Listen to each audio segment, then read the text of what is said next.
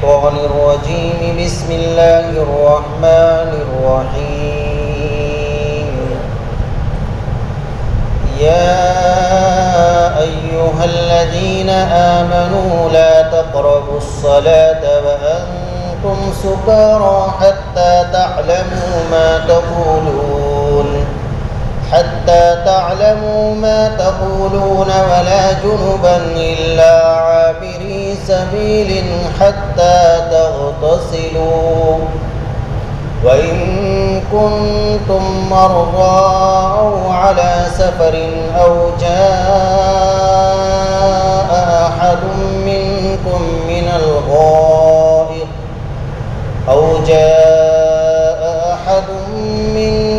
من الغائط أو لامستم النساء فلم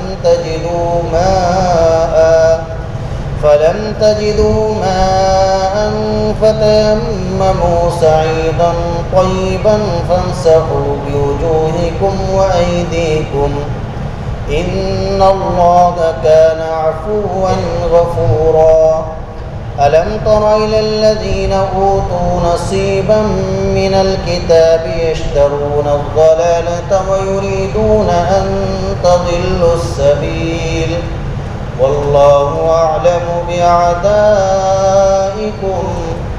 وكفى بالله وليا وكفى بالله نصيرا من الذين هادوا يحرفون الكلم عن مواضعه ويقولون سمعنا وعصينا واسمع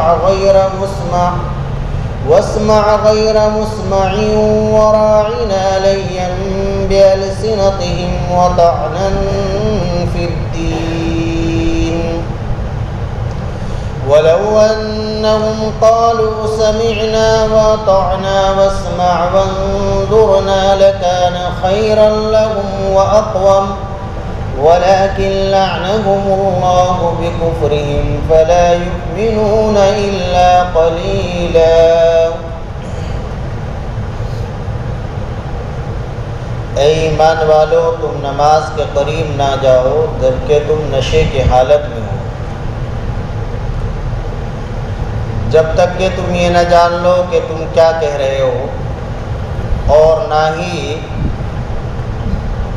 نماز کے قریب جاؤ اس حالت میں جب کہ تم پر غسل فرض ہو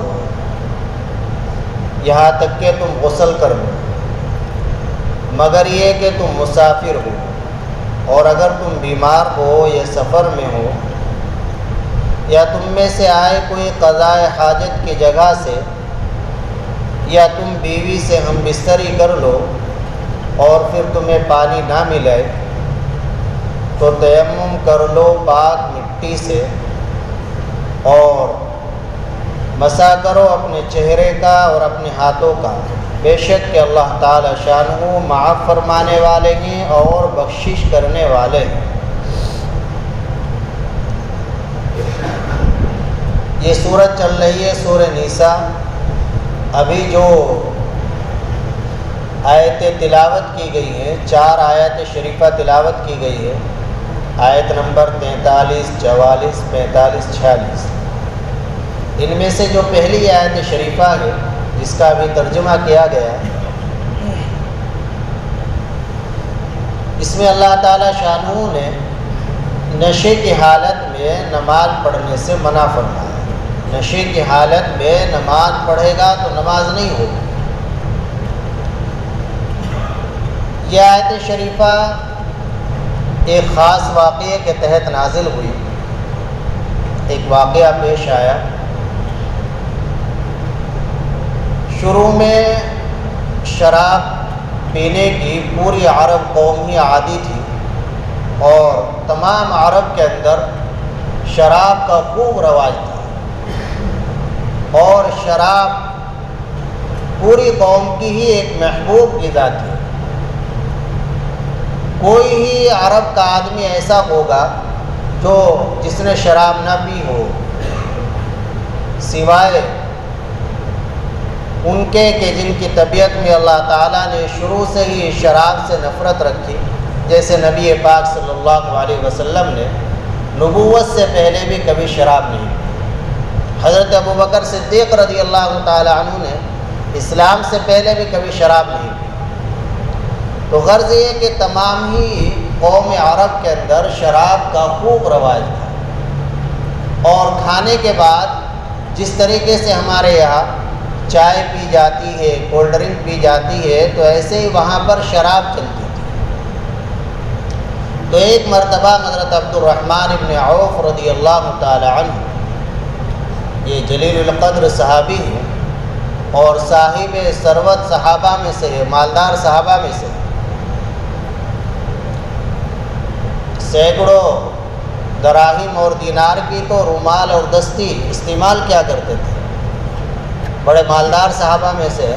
تو انہوں نے حضرت عبد الرحمن ابن عوف رضی اللہ تعالیٰ عنہ نے اپنے بعض ساتھیوں کی دعوت کی، بعض صحابہ کی دعوت کی، ترمذی شریف کی روایت میں۔ چنانچہ کھانا کھایا، اس کے بعد عادت اور معمول کے مطابق شراب پی گئی، اب نشے کی حالت ہو گئی۔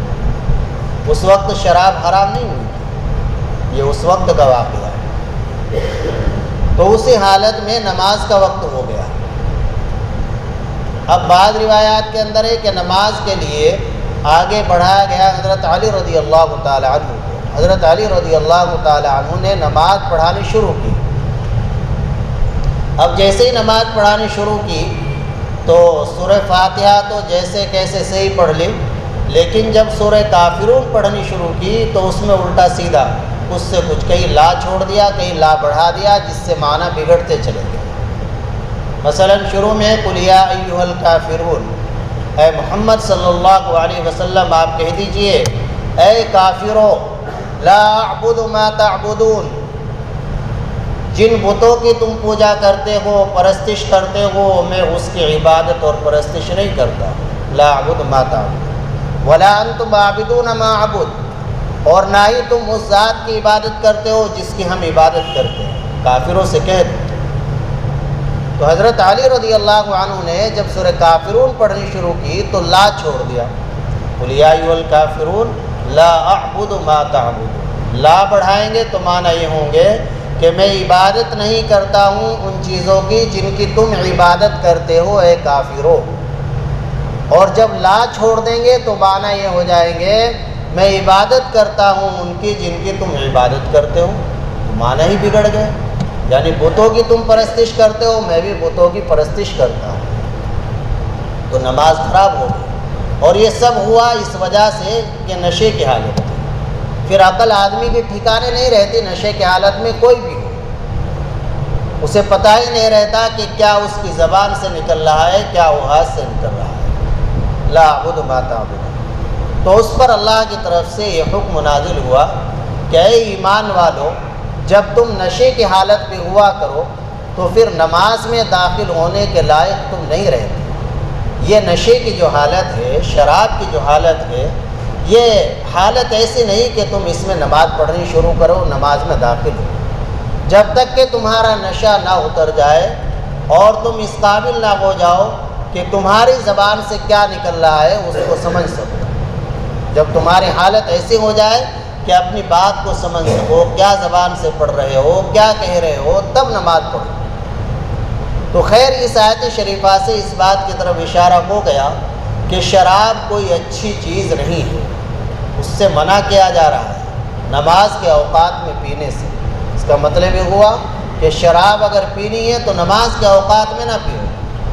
تو بہت سے لوگوں نے تو اس آیت شریفہ کے نازل ہونے کے بعد ہی شراب چھوڑ دی کہ بھائی دیکھو نہ، شراب کوئی اچھی چیز نہیں ہے، شراب پینے کی حالت میں نماز جیسی عظیم عبادت اس سے منع کر دیا گیا، تو یہ اس کے لیے معنی بنتی ہے۔ تو بہت سے جو دانش مند، عقل مند لوگ تھے تو انہوں نے اس آیت شریفہ کے نازل ہونے کے بعد ہی شراب پینا چھوڑ دیا۔ اللہ تعالیٰ کو منظور تھا کہ اس شراب کو حرام کیا جائے گا، لیکن شریعت اسلامیہ کا ایک طریقہ یہ ہے کہ کسی چیز کا اگر حکم دیا جائے تو ایک دم نہ تھوپا جائے، بلکہ اس کے مطابق مزاج بنا کر آہستہ آہستہ وہ حکم دیا جائے۔ ایسا نہیں کہ ایک دم جو چاہے آرڈر کر دو، ایسے اللہ تعالیٰ کو معلوم تھا کہ پوری قوم پورے عرب شراب کا عادی بن چکا ہے اور عادت کو چھوڑنا یہ بہت مشکل ہوتا ہے۔ پہاڑ اپنی جگہ سے ٹل سکتا ہے، عادت نہیں ٹل سکتی۔ جبل گردد جبلت نہ گردد۔ کوئی کہے کہ پہاڑ اپنی جگہ سے ٹل گیا، اس خبر کو دے تو یقین کر لو، یقین کیا جا سکتا ہے، لیکن کہے کہ عادت چھوٹ گئی تو اس کے بارے میں یقین کرنا بہت مشکل ہے۔ تو اب شروع میں اس طرح نفرت دلائے، پھر ایک آیت شریفہ میں کہا کہ شراب میں کچھ فائدہ بھی ہے، بدن میں چستی پیدا ہو جاتی ہو، لیکن نقصان زیادہ ہے اس کا، بہت سے لوگوں نے جب چھوڑ دی۔ پھر سورہ مائدہ کے اندر کھلے طور پر قرآن نے اعلان کر دیا، اللہ تعالیٰ کا حکم آ گیا کہ شراب حرام کر دی گئی۔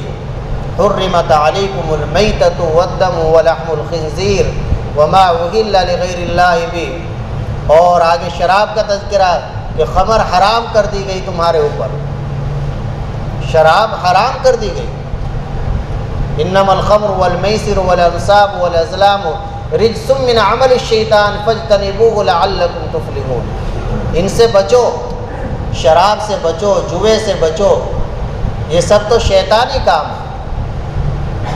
تو جب یہ آیت شریفہ نازل ہو گئی تو اس وقت بہت سے صحابہ شراب کی تجارت کیا کرتے تھے، لاکھوں روپے کی شراب خرید رکھی تھی، لیکن آیت شریفہ کے نازل ہونے کے بعد جب اللہ کا حکم آ گیا تو تمام شراب کے مٹکے توڑ دیے، کئی لاکھوں روپے کی مالیت وہ نالیوں میں بہا دی۔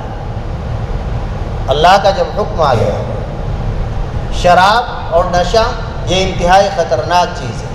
حدیث شریف کے اندر اس کو ام الفواحش فرمایا کہ تمام برائیوں کی جڑ ہے، اور ایک روایت میں اکبر الکبائر، تمام گناہوں میں سب سے بڑا گناہ شراب ہے۔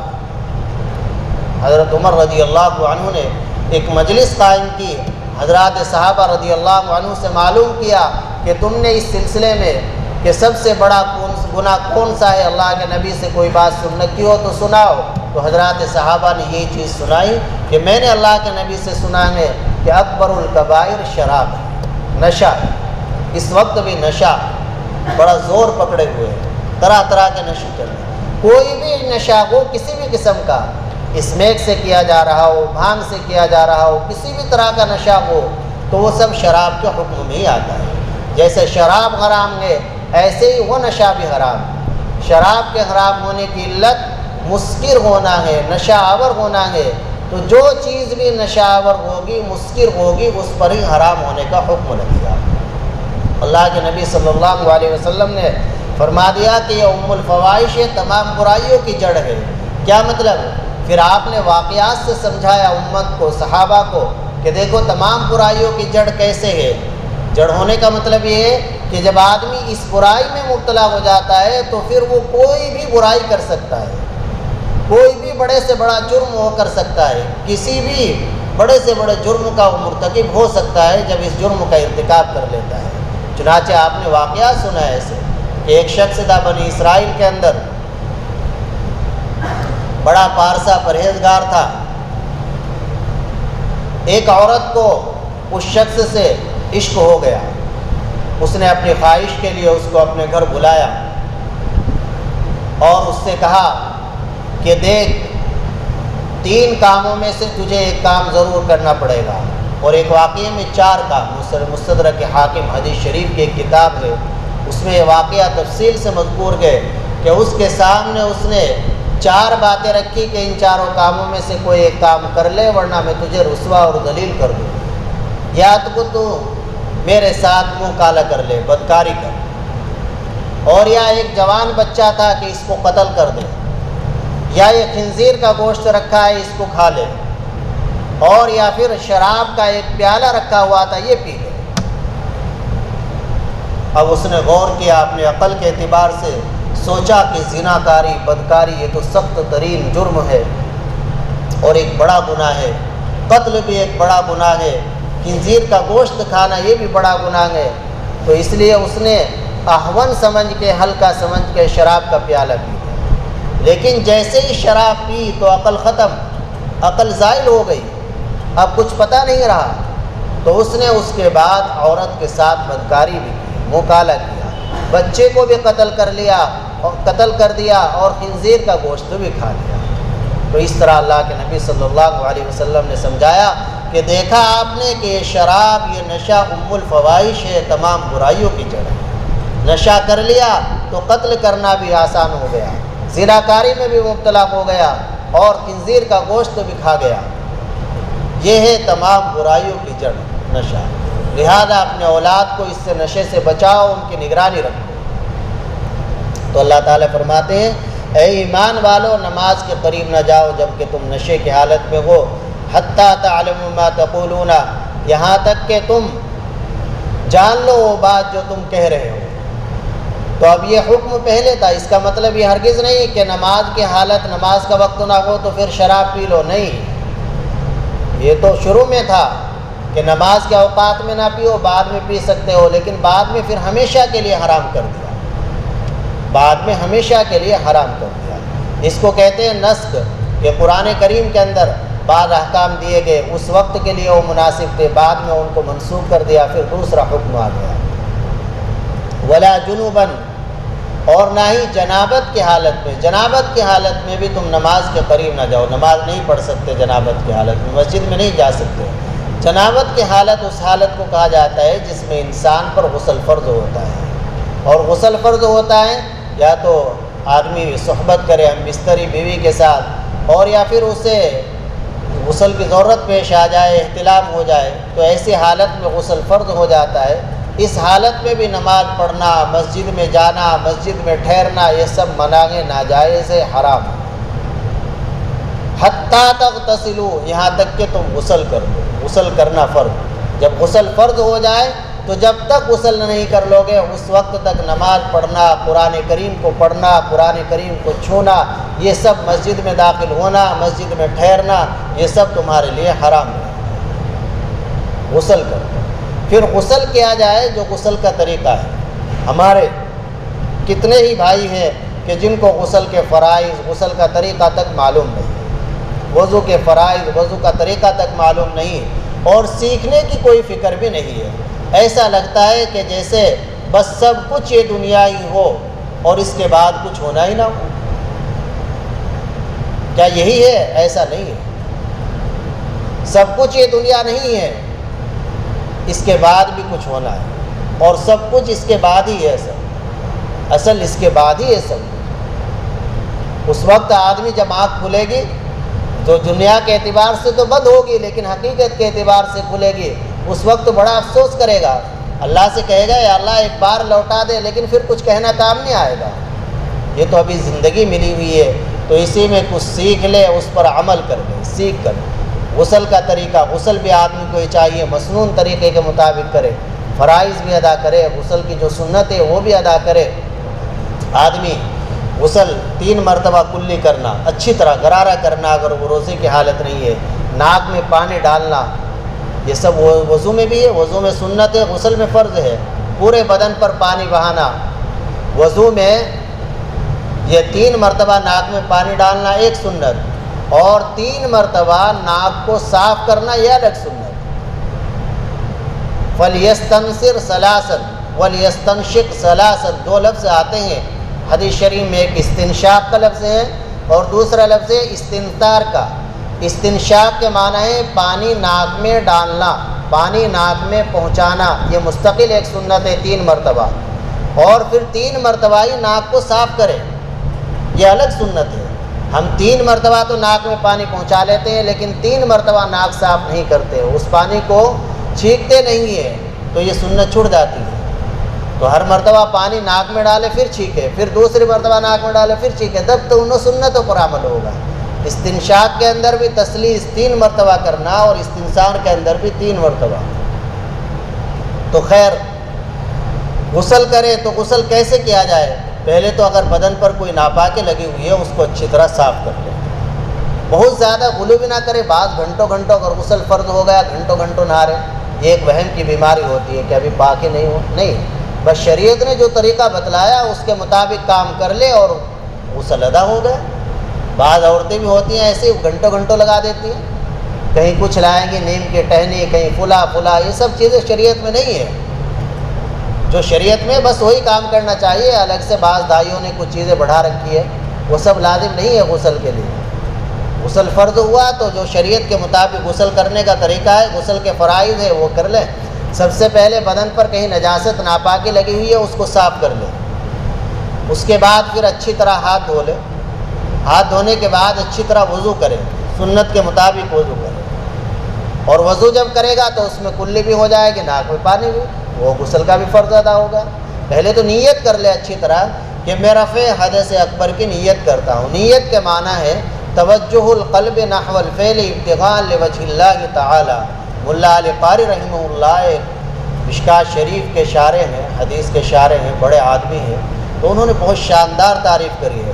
یہ موٹی سے الفاظ، اس کا ترجمہ یہ ہے، موٹا سا مطلب یہ ہے، جو کام ہم کرنا چاہ رہے ہیں اس کام کی طرف دل کو متوجہ کر لے کہ میں یہ کام اللہ کی رضا کے لیے کر رہا ہوں، دل میں یہ بات لے آئے۔ نماز پڑھ رہا ہے، نماز کی نیت کیا ہے کہ میں نماز اللہ کی رضا کے لیے پڑھ رہا ہوں، یہ دل میں لائے، دل کو متوجہ کرے۔ اب دل ہمارا متوجہ نہیں ہوتا، ذہن متوجہ نہیں ہوتا، نماز پڑھ کر چلے جاتے ہیں اور پتہ بھی نہیں چلتا۔ تو اصل نیت ہی ہے۔ آپ غسل کر رہے ہیں تو اپنے دل کو متوجہ کر لیں کہ میں غسل بھی اللہ کی رضا کے لیے کر رہا ہوں، وضو کر رہا ہوں، وضو بھی اللہ کی رضا کے لیے کر رہا ہوں۔ تھوڑے دن زبان سے بھی کہہ لے تاکہ پھر عادی بن جائے، دل میں پھر خود ہی وہ بات آنے لگے گی، نفس اس کا عادی بن جائے گا۔ تو نیت اسی کا نام ہے کہ آدمی جو کام کرنے جا رہا ہے اس کام کو اللہ کی طرف اپنے دل کو متوجہ کرے کہ میں یہ کام اللہ کی رضا کے لیے کر رہا ہوں۔ تو غسل کی نیت کرے، غسل کا ثواب ملے گا۔ جب ہی وضو کی نیت کرے گا وضو کا ثواب ملے گا۔ اگر نیت نہیں کی وضو تو ہو جائے گا لیکن ثواب نہیں ملے گا۔ بتاؤ ہم وضو کرتے وقت نیت کرتے ہیں؟ کبھی نہیں کرتے۔ غسل کرتے وقت ہماری اتنی عمریں گزر گئی، کبھی نیت کی ہم نے رفع حدث اکبر کی؟ میں حدث اکبر کو، ناپاکی کو اپنے سے زائل کر رہا ہوں اور میں کام اللہ کی رضا کے لیے کر رہا، بس یہی تو کرنا اور کیا۔ تو نہانے کا بھی ثواب مل جائے گا، نہانا تو تب بھی ہو جائے گا، وضو کا ثواب بھی مل جائے گا، وضو کرتے وقت یہ نیت کر لے۔ بہرحال پہلے نیت کرے اور پھر اس کے بعد یہ نجاست کو اپنے سے زائل کرے اور وضو کرے، اور وضو کرنے کے بعد پھر بدن پر پانی بہائے۔ بدن پر پانی بہانے کا کیا طریقہ ہے؟ ایک طریقہ تو یہ ہے کہ پہلے دائیں کندھے پر پانی ڈالیں، پھر بائیں کندھے پر پانی ڈالیں، پھر سر پر ڈالیں۔ اور ایک طریقہ فقہاء نے یہ بھی لکھا ہے کہ پہلے سر پر ڈال لیں، پھر دائیں کندھے پر، پھر بائیں کندھے پر۔ تو ان دونوں طریقوں میں سے جو طریقہ بھی آپ کر لیں گے سنت سمجھ کر تو سنت کا ثواب مل جائے گا۔ پھر جو اعضاء ایسے ہیں جہاں خطرہ ہے اس بات کا کہ وہاں پانی نہ پہنچا ہو، چونکہ اگر بال کے برابر بھی بدن خشک رہ گیا تو غسل نہیں ہوگا۔ جب غسل نہیں ہوگا تو اس کے بعد آپ کتنی بھی نمازیں پڑھتے رہیں تو وہ نمازیں درست نہیں ہوگی، وہ نمازیں صحیح نہیں ہوگی۔ لہذا اہتمام کے ساتھ غسل کیا جائے۔ جو اعضاء ایسے ہیں جہاں خطرہ رہتا ہے پانی نہ پہنچ پائے تو ان اعضاء کو اچھی طرح ملے۔ بغلے ہیں، ناف ہے، اور اعضاء ہیں اس طرح کے کہ جہاں یہ رہتا ہے کہ یہاں خشک نہ رہ گیا ہو تو وہاں اچھی طرح ہاتھ پھیرے اہتمام کے ساتھ۔ ہماری شریعت کے اندر یہ دیکھا جاتا ہے کہ کس نے اچھا عمل کیا ہے، زیادہ عمل کو نہیں دیکھنا بلکہ کس نے اچھا کیا۔ تھوڑا عمل کرے لیکن اچھا عمل کرے، وہ اللہ کو زیادہ محبوب ہے۔ خیر، جنبی جب تک غسل نہ کر لے تب تک وہ نماز نہیں پڑھ سکتا۔ وَإِن كُنتُم مَّرْضَىٰ وَعَلَىٰ سَفَرٍ أَوْ جَاءَ أَحَدٌ مِّنكُم مِّنَ الْغَائِطِ أَوْ لَامَسْتُمُ النِّسَاءَ، اور اگر تم بیمار ہو اور پانی تمہیں نقصان دے رہا ہے، ڈاکٹر نے منع کر دیا پانی استعمال کرنے سے، اور تمہیں غسل کی ضرورت پیش آ گئی یا وضو کی ضرورت ہے، فَتَيَمَّمُوا صَعِيدًا طَيِّبًا، تو اللہ تعالیٰ فرماتے ہیں کہ ایسی صورت میں تم پھر پاک مٹی سے تیمم کرو، چاہے وضو کا تیمم ہو یا غسل کا تیمم ہو۔ وضو کی ضرورت ہے، پانی نقصان دیتا ہے یا پانی نہیں مل پا رہا ہے، پانی نہیں مل پا رہا ہے، کہیں ایسے او علی سفرٍ، سفر میں ہے وہاں پانی نہیں مل پا رہا ہے، بیمار ہے، پانی تو موجود ہے لیکن پانی نقصان دیتا ہے، تو ایسی حالت میں اللہ تعالیٰ نے اس امت کے لیے یہ تخفیف اور آسانی پیدا فرمائی۔ اسی امت کی خصوصیت ہے یہ، پہلی کسی امت کو نہیں یہ چیز ملی تیمم والی۔ اللہ تعالیٰ کا فضل خاص اس امت کے ساتھ کہ پانی استعمال کرنے پر قادر نہ ہو، پانی نہیں مل پا رہا ہے یا پانی موجود ہے لیکن پانی کا استعمال نقصان دیتا ہے، بیماری کے بڑھ جانے کا خطرہ ہے، بیماری کے طویل ہو جانے کا خطرہ ہے، تو ایسی صورت میں اللہ نے اجازت دی کہ پانی استعمال نہ کر کے تمہارے لیے مٹی کو بھی مطہر بنا دیا، زمین کو، مٹی کی جنس سے جو چیزیں ہیں، پتھر کے، ریت کے، تو اس پر آپ تیمم کر سکتے ہو۔ تیمم کرنے کا طریقہ کیا ہے؟ تیمم کے اندر ایک تو نیت ضروری ہے، وضو میں تو نیت ضروری نہیں ہے، تیمم میں نیت ضروری ہے۔ وضو میں نیت فرض نہیں ہے، یہ بھی یاد رکھنا، وضو میں نیت فرض نہیں، البتہ سنت ہے۔ وضو کا ثواب جب ہی ملے گا جب ہم نیت کریں گے۔ کیا نیت کرنی ہے؟ کہ میں اللہ کی رضا کے لیے رفع حدث کی نیت کرتا ہوں۔ حدث دو طرح کا، حدث اصغر، حدث اکبر۔ میں وضو کر رہا ہوں اللہ کی رضا کے لیے، بس یہ نیت کر لے تب بھی وضو کا ثواب مل جائے گا۔ میں غسل کر رہا ہوں اللہ کی رضا کے لیے، غسل کا ثواب مل جائے گا۔ تو یہ تو نیت وضو میں اور غسل میں تو سنت ہے، فرض نہیں ہے۔ اور تیمم میں نیت فرض ہے، اگر نیت نہیں کی تیمم ہی نہیں ہوگا۔ اصل میں تیمم کے معنی ہی نیت اور ارادے کے ہیں، تیمم کے معنی ہی نیت اور ارادے کے ہیں۔ تو چونکہ اس کے معنی میں ہی ارادے کے معنی پائے جاتے ہیں، نیت کے معنی پائے جاتے ہیں، اس لیے نیت کو تیمم میں فرض قرار دیا گیا۔ تو سب سے پہلا کام تو تیمم کرتے وقت نیت کرنا ہے۔ میں اللہ کی رضا کے لیے تیمم کر رہا ہوں، پاکی حاصل کرنے کی نیت کرتا ہوں، یہ ہو گیا۔ اس کے بعد پھر تیمم کریں کہ مٹی پر ہاتھ مارے، مٹی نہیں ہے پتھر پر ہاتھ مارے، ٹائل پر بھی ہو جاتا ہے، ٹائل پر بھی تیمم ہو جاتا ہے، ٹائل پر ہاتھ مارے، پتھر پر ہاتھ مارے، مٹی پر ہاتھ مارے۔ وہ مٹی لگنا ضروری نہیں ہے، گردن مٹی لگنا ضروری نہیں، بلکہ شرعی حکم تو یہ اگر مٹی لگ بھی گئی ان کو جھاڑ لو اس طرح، اور پھر چہرے پر پھیر لو اس طرح، پورے چہرے پر، پیشانی کے بالوں سے لے کر ٹھوڑی کے نیچے تک، ایک کان کے لو سے دوسرے کان کے لو تک، جتنے چہرے کا دھونا فرض ہے اتنے چہرے پر تیمم میں مٹی لگے ہوئے ہاتھ یا دونوں ہاتھوں کو پھیرنا چہرے پر ضروری ہے۔ ایک فرض، ایک چیز ہو گئی۔ اور دوسرا رکن ہے اس کا تیمم کا، وہ یہ کہ دونوں ہاتھوں کو پھر مارے مٹی پر یا پتھر پر، اور اس کے بعد پھر دائیں ہاتھ پر پھیر لے کوہنی تک، اور پھر بائیں ہاتھ پر پھیر لے کوہنی تک، بایاں ہاتھ دائیں ہاتھ پر پھیرے کوہنی تک پوری طرح، اچھی طرح، کوئی جگہ باقی نہ رہ پائے، پوری اچھے اہتمام کے ساتھ، اور بایاں ہاتھ یہ دایاں ہاتھ بائیں ہاتھ پر پھیرے کوہنی تک۔ تو یہ ہو گیا تیمم۔ پھر یہ یاد رکھو کہ یہی تیمم وضو کا ہے اور یہی تیمم غسل کا بھی ہے۔ اگر غسل کی ضرورت پیش آ گئی تو تب بھی اسی طرح کیا جائے گا، وضو کا بھی یہی ہو جائے گا، غسل کا بھی یہی۔ بعض صحابہ رضی اللہ عنہ سفر میں تھے، غسل کی ضرورت پیش آ گئی، پانی ملا نہیں، تو انہوں نے اپنے قیاس کے اعتبار سے اس طرح کیا۔ عمار بن یاسر رضی اللہ عنہ کے بارے میں آتا ہے کہ انہوں نے اپنے اعتبار سے اپنے پورے، سوچا کہ اس وقت تو موبائل تو نہیں تھے کہ حضور سے معلوم کر لے فون کر کے، تو انہوں نے اپنے اعتبار سے پورے بدن کو بس مٹی میں لوٹ پوٹ کر لیا، ریتیلی زمین تھی، اور پھر حضور سے آ کر تذکرہ کیا۔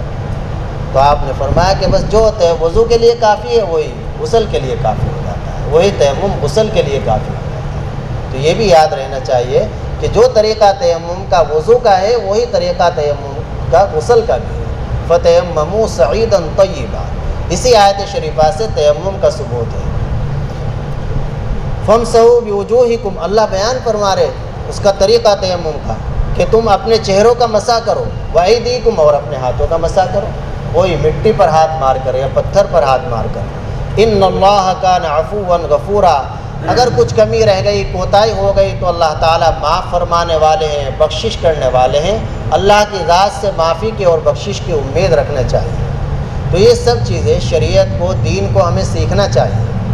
شریعت کو کیا وضو کے فرائض ہے، وضو کے فرائض کیا ہیں، وضو کی سنتیں کیا ہیں، غسل کے فرائض کیا ہیں، غسل کی سنتیں کیا ہیں، تو ان کو ہمیں سیکھنا چاہیے۔ جماعت میں جا کر تو سکھایا جاتا ہے، لیکن اگر ہم چاہیں اپنی مسجد کے اندر بھی اس کا انتظام کر سکتے ہیں، امام صاحب کا یا کوئی اور ایسے عالم کے محلے میں رہتے ہیں، ان کا آدھا گھنٹہ پون گھنٹہ لے لے، تو اس میں سیکھتے رہے۔ آدمی ایک چیز سیکھ لے، ایک مسئلہ سیکھ لے، تو ایک مسئلے کا سیکھ لینا شریعت کے یہ سینکڑوں نفلیں پڑھنے سے بھی افضل ہے۔ ایک آدمی وہ ہے جو نفلیں پڑھ رہا ہے پوری رات، ایک وہ ہے جو عشاء کے بعد ایک دو مسئلہ سیکھ لیا اچھی طرح شریعت کا اور سو گیا، تو وہ اس سے افضل ہے۔ اللہ کے نبی کہہ رہے ہیں، ہم نہیں کہہ رہے، اور اللہ کے نبی جسے افضل کہتے وہی افضل ہے۔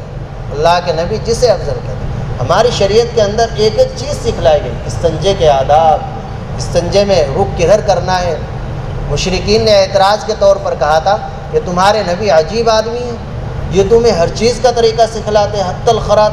اس کا ترجمہ کیا ہے اردو میں؟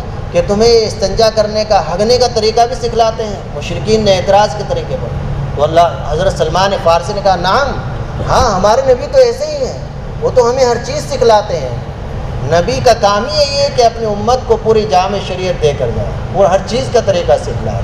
استنجے کے آداب، استنجا خانہ میں جائے تو علماء نے ایک ادب لکھا ہے کہ سر ڈھانپ کر جائے۔ اب کتنا ہمارے اندر اس کا اہتمام ہے، سر کھلے جا رہے ہیں بیت الخلاء میں، بچے بھی بیت الخلاء میں جا رہے ہیں سر کھلے ہوئے، تو سر چھپا کر جائے بیت الخلاء میں، ٹوپی اوڑھ کر جائے، ٹوپی نہیں ہے کوئی تولیہ رومال رکھ کر چلا جائے، یہ ایک ادب ہے۔ جب داخل ہو تو بایاں پیر داخل کرے، پہلے باہری دعا پڑھ لے، اللہم انی اعوذ بک من الخبث والخبائث۔ اب ہم خود سوچ لیں، ویسے بہت سو کو تو یاد ہوگی، لیکن بعض یقیناً اب بھی ایسے ہوں گے جن کو یہ دعا یاد نہیں۔ حالانکہ اس دعا کے یاد کرنے میں کتنا بھی کن ذہن، کتنی بھی بڑی عمر کا آدمی ہو، زیادہ سے زیادہ لگیں گے 2 دن۔ ایک دن یاد کر لے اللہم انی اعوذ بک، اتنا تو یاد کر ہی لے گا۔ آج سے لے کر کل تک جب ہم اللہم انی اعوذ بک، اللہم انی اعوذ، اس کو پڑھتے رہیں گے تو کیوں نہیں یاد ہوگا؟ اگلے دن سبق لے لے امام صاحب سے من الخبث والخبائث، تو ایک دعا یاد ہو گئی، اللہ کے نبی کی ایک سنت زندہ ہو گئی۔ اور کتنا اچھی دعا ہے کہ اللہ میں تجھ سے گندگی سے پناہ مانگتا ہوں اور ان چیزوں سے بھی پناہ مانگتا ہوں جو گندی صفتوں والی ہے، چاہے جنات ہو چاہے انسان ہو۔ کتنی پیاری دعا ہے۔ پھر جب باہر نکلے تو پہلے دائیں پیر نکالے، پھر بائیں پیر نکالے اور دعا پڑھیں غفرانک الحمدللہ الذی اذھب عنی الاذی وعافانی، الحمدللہ الذی اخرج عنی ما یؤذونی وابقی لی ما ینفعنی۔ اللہ کا شکر ہے کہ جس نے میرے اندر سے وہ چیزیں نکال دی جو مجھے نقصان دینے والی تھی، اور وہ چیزیں باقی رکھی جو نفع دینے والی تھی۔